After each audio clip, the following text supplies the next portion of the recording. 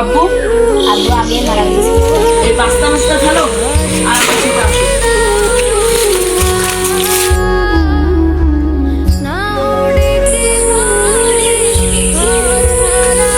কি লাগবে দেখো তো বাবু, তোমার এটা কোনটা পছন্দ হয়?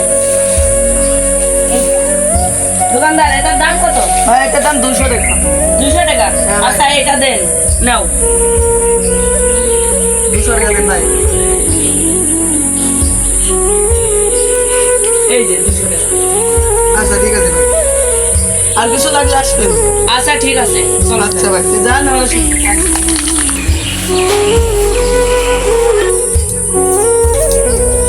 আসসালামু আলাইকুম। কেমন আছেন? সালাম, কেমন আছেন? বসেন। কি বলছো হুজুর, এই ছেলেটাকে ভর্তি করো? কি করতে চান? ও আচ্ছা,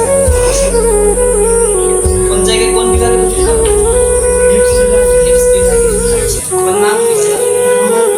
সিয়াম ইসলাম। সিয়াম ইসলাম।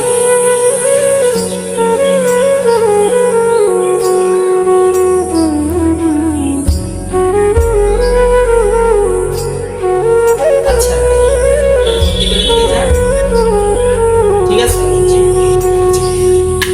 আমি ঠিক আছে সিয়াম, হুজুরের কথা ভালোভাবে মেনে চলবা।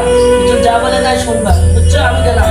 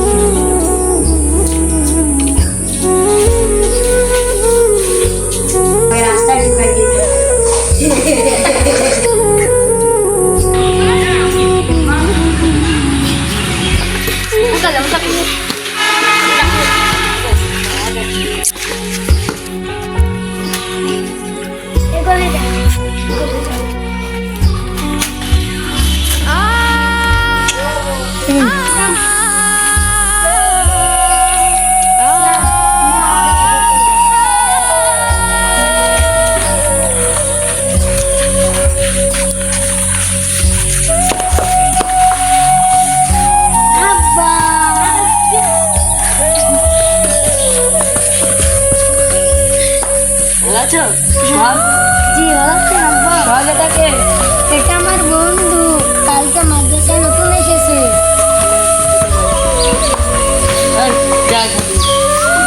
তুই যেন সামনে না। জি আব্বু। ঠিক আছে? জি বলে থাকে, আমি যেন আর না দেখি।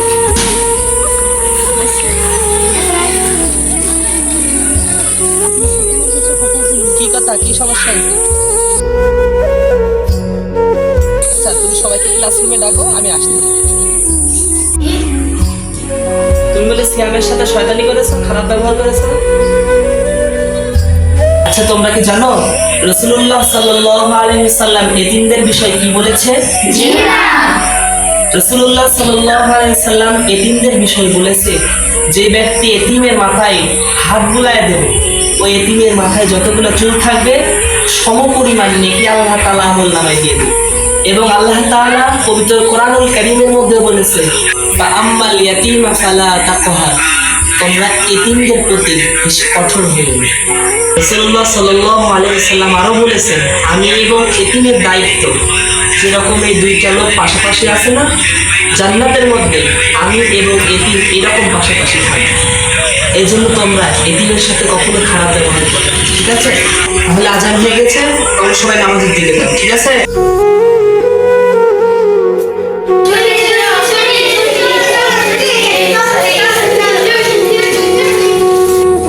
একটু সোহাগ, তুমি বাসায় যাও নাই? আব্বু আসার পরে যাবা? আচ্ছা, সাথে বলে তোমরা সবাই শয়তানি না করে এখানে চুপচাপ বসে থাকবে। তোমরা আব্বু আসলে তারপরে তুমি যাও, ঠিক আছে? আচ্ছা, শয়তানি করো না কিন্তু কেউ। তুমি আমার সাথে মিশেছো? তোমাকে না আমি নিষেধ করেছি? আর মিশবা না। এবার রাস্তা যদি দেখি খবর আছে, বলে গেলাম।